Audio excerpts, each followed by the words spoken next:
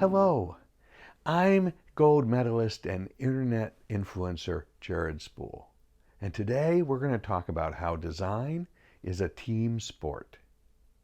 Now, to start our journey, we're going to go back to 2010 when a designer named Tyler Thompson was leaving from JFK Airport and went to get his boarding pass. When he got his boarding pass, he looked at it and thought, wow, this is a horribly designed thing. He was so upset at how badly designed this boarding pass was that he actually wrote a note as if it was from the boarding pass to the world. The note read, "Hello there. Thanks for flying Delta. I'm sure you are no doubt trying to figure out what to do with this piece of paper you have in your hand right now. You're confused, lost, just want to get on with your flight. It's cool, we don't really care, and we sure as hell don't want to make this process easy and enjoyable for you. Instead, we hired a small blind parakeet to lay out your boarding pass. You know, just to keep you guessing. Have fun." Now, Tyler didn't just write a note. He redesigned the boarding pass. And frankly, he did a fantastic job. I mean, it's gorgeous. It's got the numbers big and clear. You can see exactly where you're supposed to go and what time you're supposed to leave. It uses Delta's colors. It even has a little tear-off ticket that the gate agent can use to keep a little souvenir that you flew with them. It's a fantastic boarding pass. Now, around the same time that Tyler was creating his boarding pass, another designer named Dustin Curtis found himself on the American Airlines website. And he, too, was really frustrated by the design. So he also decided to write a note. His note was an open letter to the CEO of American Airlines.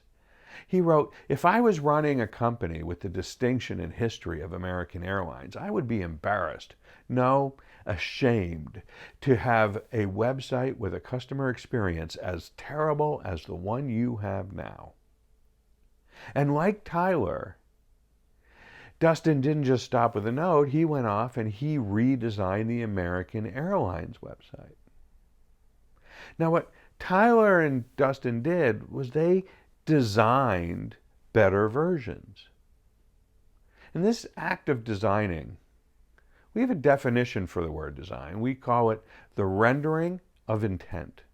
A designer wants to see a change in the world, so they go about and make that change by rendering it. Right? That intention is the change they want to see. The rendering is how they make that change happen. And that's what Dustin and Tyler did. They rendered intent. But intent doesn't stop at the moment you create the design. Intent is the change you get in the world.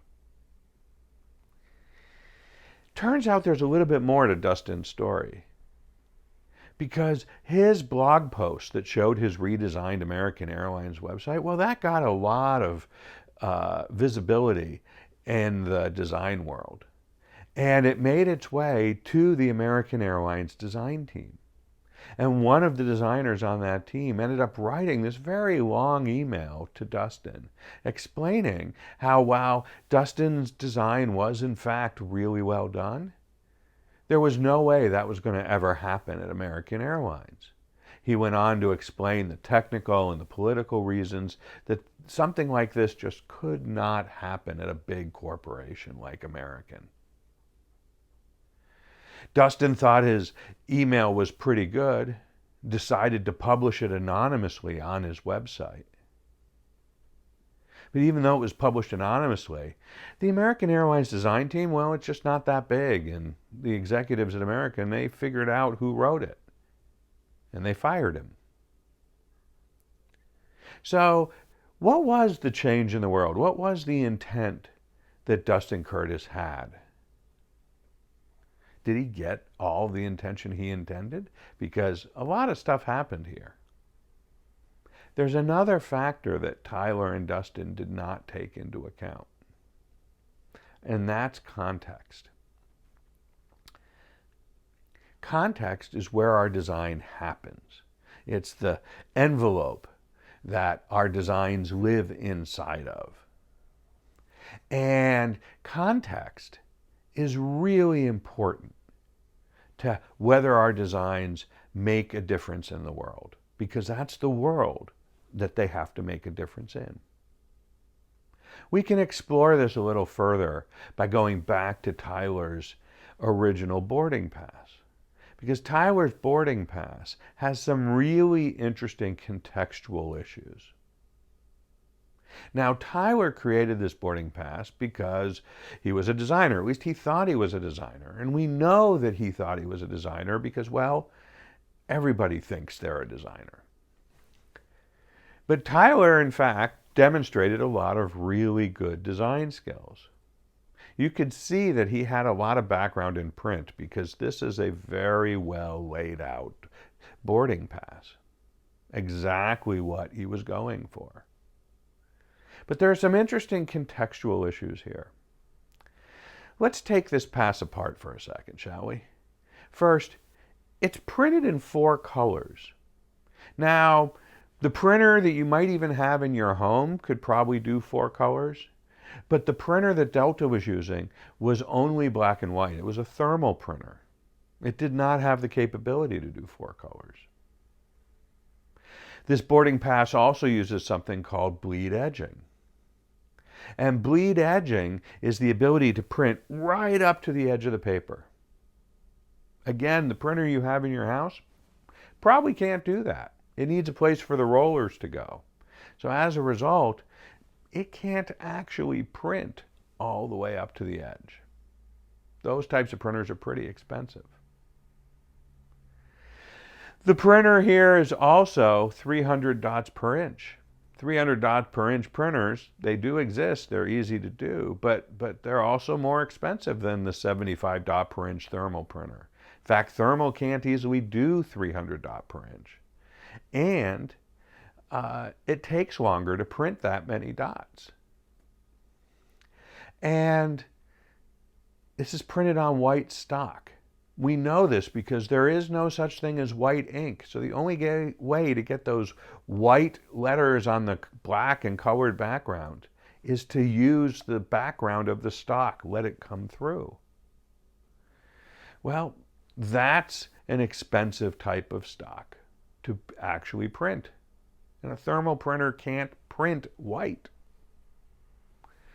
So, in order for Delta to actually make Tyler's boarding pass, they're going to have to replace all those thermal printers, 10,000 of them, even more, with fancier, more expensive color printers.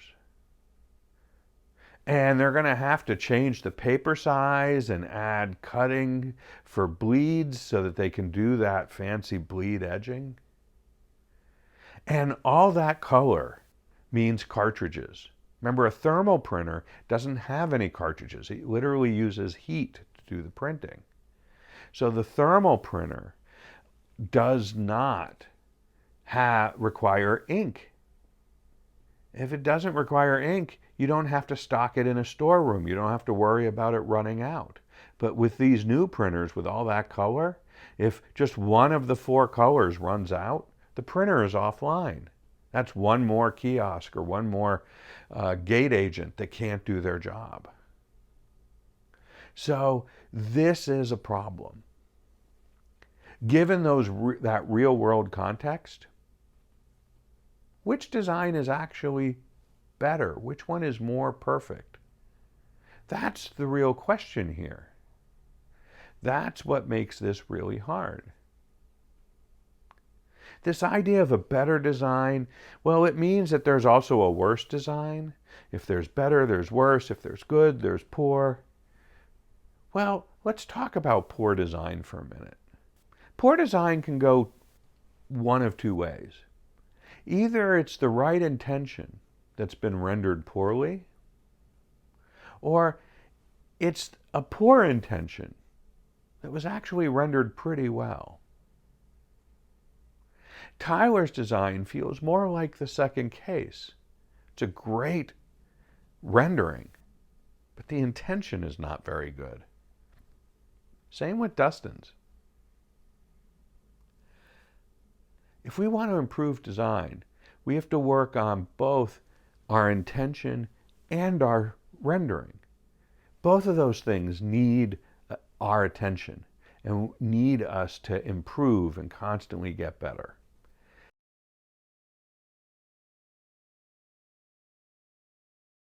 This is a map of the Six Flags amusement park, Magic Mountain. It's the map you get when you buy your tickets and enter the park for the first time. And this map represents the experience of being at Magic Mountain. You come in from the bottom, you bear to the left, and you start to go on each of the roller coasters, one at a time. And this map is designed to make sure that you have a fantastic time at Magic Mountain, right? It wants to make sure that you get on every ride, every attraction, that you see everything there is to see. So much so that everything is numbered. You can check them off as you do them. They don't want you to miss a single thing because you've paid a lot of money for this experience. So they want you to be able to have this fantastic, wonderful experience of being at the amusement park. Now let's compare the map from Magic Mountain to the map that you get when you go to Walt Disney World's Magic Kingdom. This map is completely different because it does not have all the attractions numbered. In fact, it doesn't even show you the attractions. Sure, if you can recognize the architectural features of some of the more important ones, you would know what they were. But if you don't, no worries, because that's not important. It's not that Disney is trying to hide the fact that they somehow don't have as good rides. In fact, they have amazing rides. Their attractions are just as great, if not better, than Six Flags. No. It's that the rides themselves are not what Disney wants you to focus on. Disney wants you to focus on the adventure you're going to have. Let me give you an example. Let's say you're going to the park with your favorite 6-year-old. And chances are, if you've never done this before, you might end up at something that Disney refers to as the character breakfast. The character breakfast is this opportunity for you and your 6-year-old to get up close and personal with what is essentially a creepy dude in an animal suit. Now, this breakfast is going to turn out to be, well, one of the most expensive breakfasts you will ever pay for. But you will love it because your 6-year-old loves it. In fact, the creepy dude in the animal suit seems to really like it. And the reason everybody is having such a great time is because Disney has created this amazing adventure. And when you leave that breakfast, you go into the park and you wander around and you see these amazing things. And your whole day gets eaten up, goes by so fast, and finally it becomes evening and the skies erupt into this amazing fireworks show with synchronized music, and it's just lovely. And your 6-year-old, now exhausted, you put them on your shoulder, you head back to not your hotel because Disney doesn't do hotels. No, you head back to your resort. And when you open the door of your resort, you go in to discover that while you were gone, someone came in and made little origami animals out of the towels in your hotel room. And using those towels, they have set up little scenes with your kid's toy where they were all playing together. And, when the humans came into the room, they all collapsed, like they do. And that's how Disney thinks.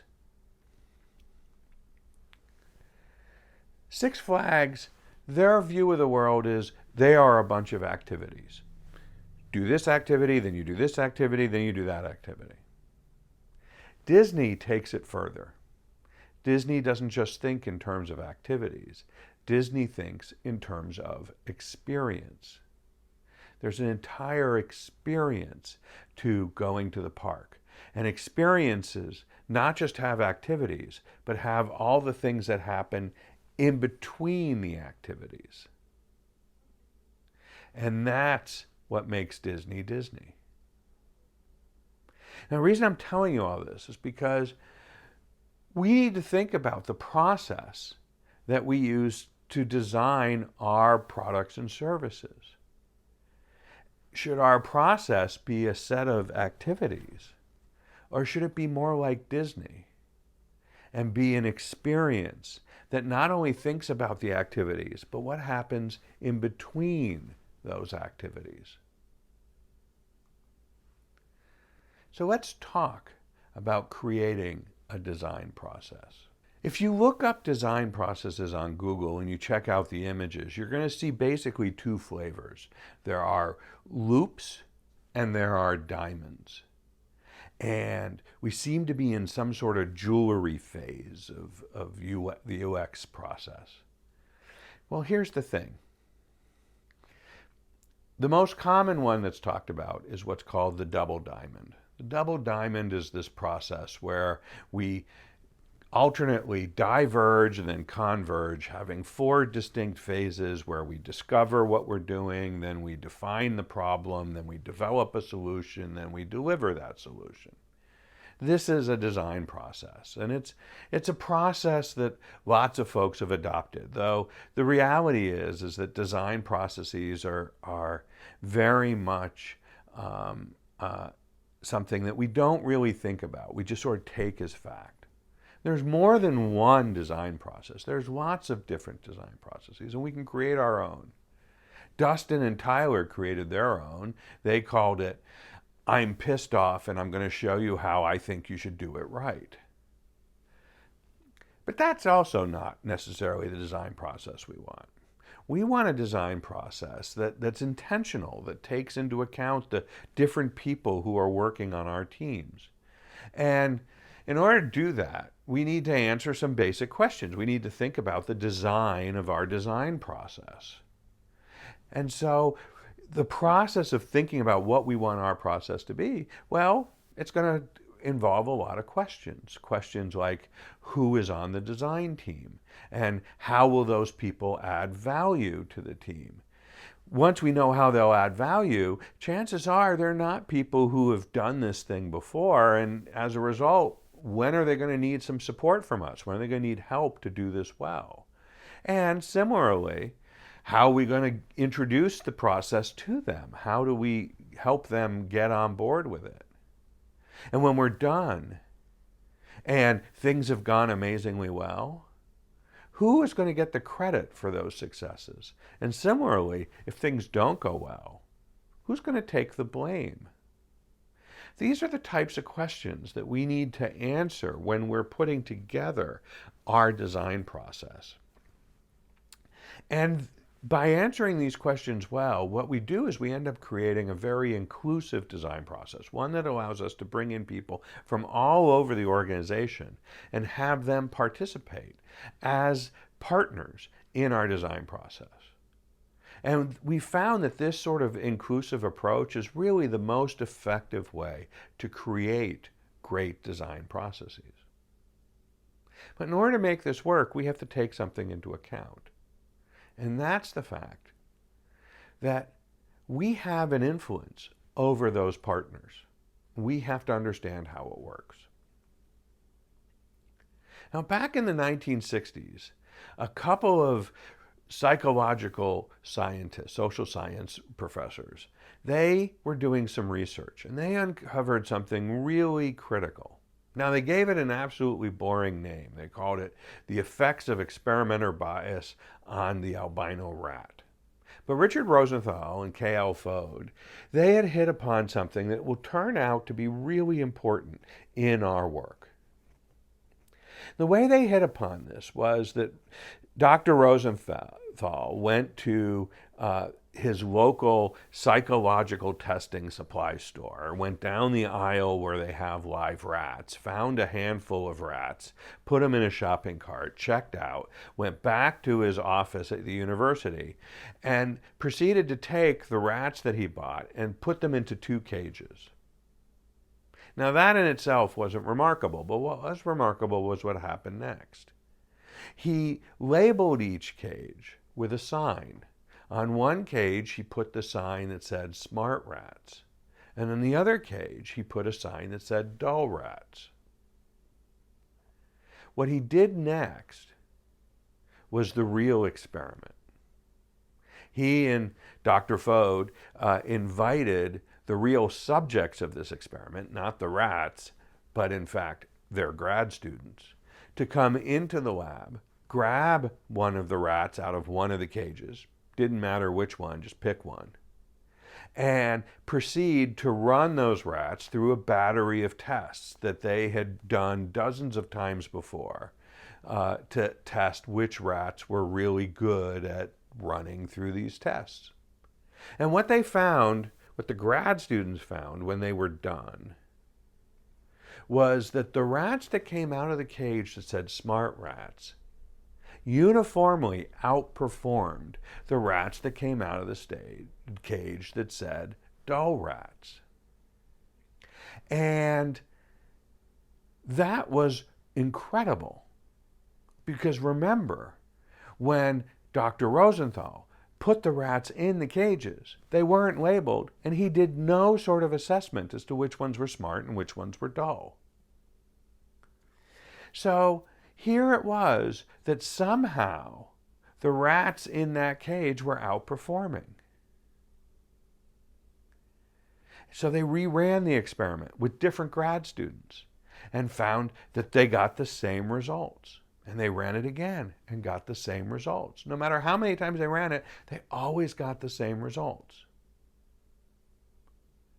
Now, there were no differences between the rats. So what was causing the ones in the smart rat cage to perform better? Well, the theory was that it was the grad students. The grad students were doing something, right? Maybe it was the way they were handling the rats. Maybe it was pheromones they were giving off. Or maybe, just maybe, they could change the behavior of rats with their minds. Rosenthal and Fode went on to repeat this experiment, but not just with rats. They would go into schools and they would tell teachers that students who had brown hair were proven to be smarter than students who had light-colored hair. And sure enough, students with brown hair at the end of the year had better test scores, had better attendance, had better performance than the students with lighter hair. They would go in and they would tell foremen in warehouses that employees with brown-colored eyes were more capable than employees with blue-colored eyes. And sure enough, at the end of the year, the brown-eyed employees were getting more raises, more promotions, more commendations than the employees with blue eyes. The researchers eventually named this phenomena expectancy bias. When we have an expectation that someone or something is going to perform better, we see it as performing better. And we actually can change their behavior with our minds. Now, that's all well and good. But how does that affect us? Well, what happens when we walk into a conference room and there are some people in the room who have the label expert designer, and there are other people in the room who have the perception of not being a designer? What do we think expectancy bias is going to do there? Well, it's going to change our perceptions and it's going to change their behavior. We're going to get different outcomes because of our expectations. And that means that we could actually use our expectations to get different outcomes for our team. And if we want to get better designs, we can use our expectations to get those better designs. So let me give you a few stories where this actually happened. I'm going to start with the story of a coworker of mine, Dana Chisnow. Now, she and I worked in the U.S. Digital Service many years ago. This was our office, and this was our boss. It's a guy named Mikey Dickerson. And Mikey Dickerson, he reported to his boss, which was a guy we call Barry. And Dana worked on a project that was this massive project that involved taking paper applications and moving them and making them online applications. This is a common government project, and this was the type of thing we did at the Digital Service. And she was working on this project, but it wasn't sort of a simple project. I mean, you know, it's an application, move it online. It doesn't seem that difficult, except for the fact that there were 6 million applications every year that ranged from 10 to 1,000 pages each that 3,000 different field personnel had to review. And the way they reviewed these things were very important to the people who are applying for these benefits from the government. So it had to be done very well and with real sort of kindness and humanity. And taking this process that had been around for decades on paper and moving it online, well, it wasn't simple. And Dana found herself in the middle of this project. It had already been going and it was not going well, and as the Digital Service is often there to get things back on track, that's what she found herself doing. So when she arrived at the project, she found herself on a team with 100 developers who were all working on this process of moving these paper forms to online. Along with the 100 developers, there were 12 technical leads, there were 10 business analysts, there were 6 product managers, and there were 2 product owners. Oh, and one more person, a designer named Dana. Now, Dana, the designer, was not going to be able to design the thousands of screens that this application involved. So she was going to have to get all these other people to do a decent job themselves of designing. She was going to have to get them to be her design team. Now, a design team consists of pretty much every individual who influences the rendering of our intent. Unfortunately, design teams, we can no longer think of them as only being the people who are trained designers. We have to assume, like Dana's situation, that they are filled with people who have never thought about design before. And we have to get them to be effective at design. They have to know what their intention is, and they have to know how to render it. And that's what Dana was struggling with. Now, in order to understand how she made this work, we have to understand sort of the path that everybody takes when they learn something new. It turns out that this path involves 4 different stages. The first stage we call unconscious incompetence. And in the stage of unconscious incompetence, you don't really know how to do the thing you're planning to do. And this is not just learning how to design. This is learning anything, learning a language, learning how to cook a recipe. Any sort of new endeavor goes through these stages and starts with unconscious incompetence. And in unconscious incompetence, you can produce really poor results without even realizing it because you're incompetent. But worse than being incompetent, you don't know you're incompetent. So you're sitting there and you're producing the food, or you're trying to speak a language, and you think you're doing pretty good. And the problem is that you can't see the difference between good and bad. That's what defines this stage. But what happens is that at some point you can start to see that difference. You can start to see what's going on. And that happens usually when a friend takes you aside and says, hey, please stop. You're not good at this. And immediately you realize, wow, I'm not doing well, but there is a version of this that could be doing well. And you can start to realize that that difference exists. And as soon as you get to that point, you enter the second stage. And that's the stage of conscious incompetence. Now you realize that your outcomes are pretty poor and that you're not good at this, right? So you're now conscious of your incompetence. Now, a lot of people give up at this stage. They think, I can't do this. This is not for me. I'm going to let the professionals do this. But a lot of people actually go on and persist. And they start to learn recipes. They start to learn how to play an instrument. They start to learn how to speak a language. And it's at this point that they really start to learn how to do a good job. And this is where they learn how to get to the next stage, which is conscious competence. Conscious competence is what happens when we're able to follow a defined process or procedure to get something done. We can follow the recipe. We can read the sheet music. We can speak the way we learned how to do it. And this works pretty well for a long time. But there's one more inflection point.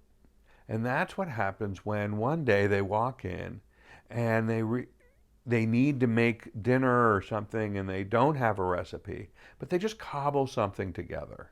They're able to put together a good outcome without having all these prepared guidance. And that's when we get to unconscious competence. Unconscious competence is in essence mastering our craft. It's getting to this point where we are able to do things without having that predefined recipe. So let's go back to Dana's situation. Here she had what was in essence 130 unconsciously incompetent designers. And she had to help them grow. She had to get them from being unconsciously incompetent to being consciously competent. If she could get them to that point, they could do a decent job. It wouldn't be the world's best job, but it would be good enough to get the job done. Now, one way to think about this is the transitions that we go through, right? Going from unconscious incompetence to conscious incompetence.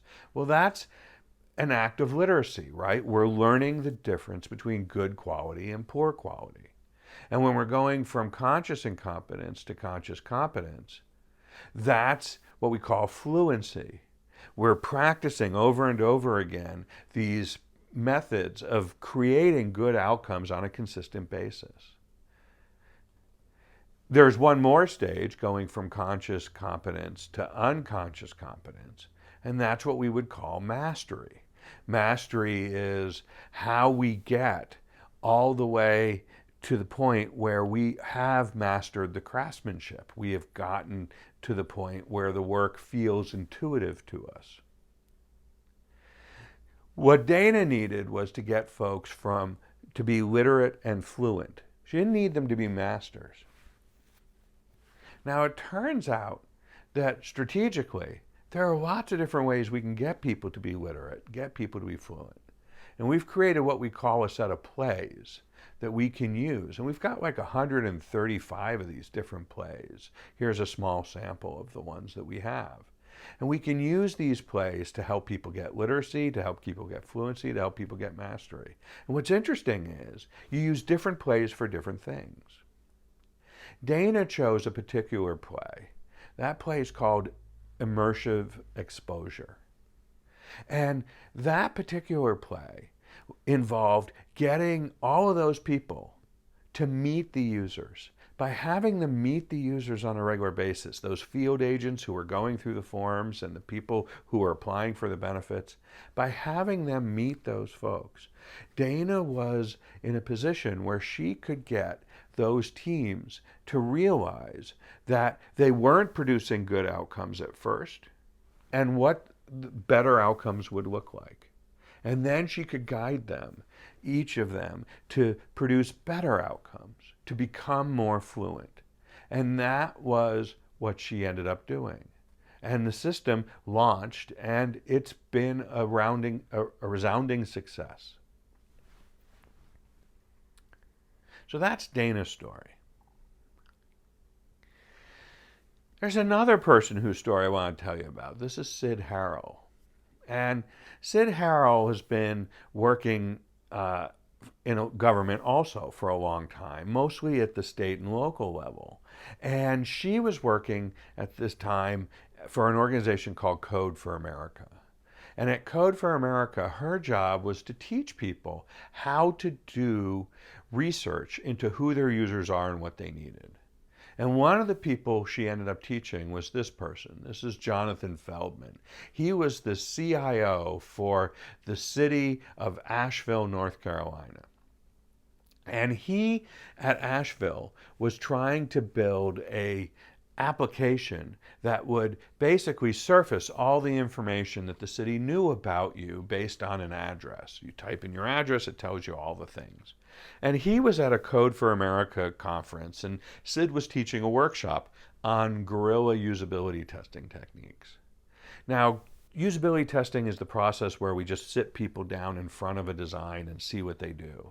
And it can be fancy and expensive and wrapped up in a lot of different ways, but the process of usability testing is fairly simple. And Sid would give these half-day workshops where she would teach the bare essentials of this, right? I mean, it's a skill that can take a lifetime to learn, but the reality is that she only had a half a day. So using that half a day, she taught this little workshop, and she would have them usability test the process of making figures out of origami. And Jonathan and his team were sitting in this session, and they loved it. They thought, oh my gosh, we could use this for the applications we're building. And they went back and they applied this to their work. And they learned so much by watching people. First, by watching people in the cubes next door to them, and then expanding out into City Hall and just sort of snagging folks as they walk through the halls and saying, hey, do you have 10 minutes? We'd like to show you a thing. And in that process, they learned how to do basic usability tests. And from learning all those basic usability tests, they were able to create this beautiful application. He calls it simplicity. Get it? Simplicity. Anyways, you type in an address, and sure enough, it tells you everything you want to know about that address, where the fire hydrants are, how close is the local police, what are the rules and regulation, when is trash pickup. It has all of that information there. And this was a resounding success. And again, Sid used a basic, simple literacy play, just teaching people basic testing techniques, just the bare minimum, the most she could do in a half a day. And that changed their world. If we strategically pick the right things, we get amazing results. So that's Sid's story. One more story. That's of this person, Bill Scott. Bill Scott at the time was the vice president of engineering for PayPal. And PayPal at the time was having struggles with this legacy system that was really not getting used anymore. They had this process called checkout where you could buy using PayPal instead of a credit card, but hardly anybody would use it because it was so clumsily, so difficult to use, and so slow. So he convinced the CEO to let him try a little rogue project where he assembled 10 folks and he plunked them in a conference room. It turned out to be the CEO's conference room because that was the only one that they could get for 10 weeks. And they just lived in that conference room for 10 weeks. And over the process of living in that conference room, he was able to bring in an expert, a guy named Jeff Godelf. And Jeff taught them how to do lean UX. And by doing the lean UX framework on this project, they were able to make some incredible changes. Now, they'd never done anything like this before, but in just 10 weeks, they were able to completely redesign the technical stack and the user interface of the checkout process. And when they finally launched it, they saw an amazing pickup. People were buying things, they were completing their transactions. The results were just incredible. And Bill was able to make this happen with a simple fluency play, just teaching them these lean UX techniques, the scaffolding for how you go about doing research and bringing that into your project. And basically was able to change the culture at PayPal to be more user-centered, to be more focused on who their customers were, to render intent better.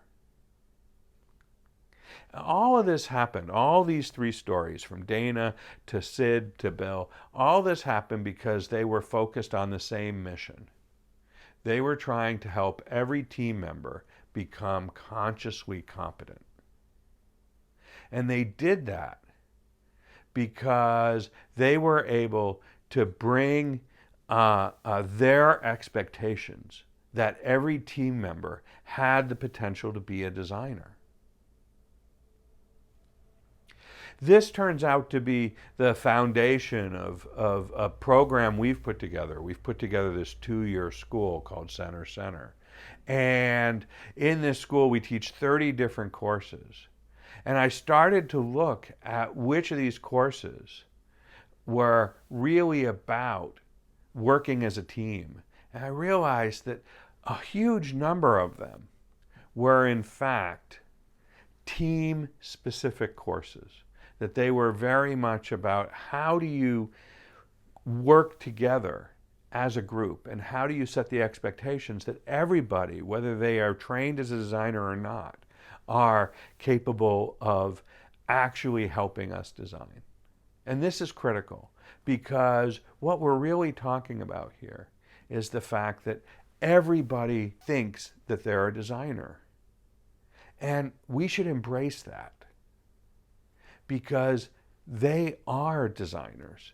And it's our job as design leaders to help every team member become a better designer. So that's what I came to talk to you about. We need to embrace this idea that everybody's a designer. And we need to make sure that our design processes are inclusive and are a designed experience. It's important that we realize that our expectations change the outcomes we're going to see. So we need expectations that are focused on the outcomes we want to get. We have to look at this idea that facilitated leadership, this ability to help people become part of these projects, this is a core skill that we all have to have. And our mission is to make sure that everything we do is about making folks consciously competent. If we can get every team member to be consciously competent, we will do fantastic things. If you found this the least bit interesting, you can get more information at uie.com/design team, where you'll find articles, resources, and even a copy of this video that you can share with your friends and colleagues. You can also reach out to me at jspool@uie.com. If you are not connected to me on LinkedIn and you work in design, please, by all means, connect to me. I'd be happy to get to know you there. And finally, you can follow me on the Twitters at jmspool, where I tweet about design, design process, design strategy, and the amazing customer service habits of the airline industry. Thank you very much for encouraging my behavior.